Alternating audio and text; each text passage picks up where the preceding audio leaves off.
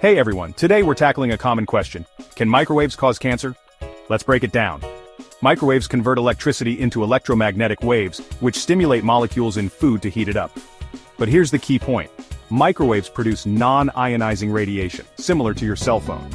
This means they don't have enough energy to ionize atoms or molecules.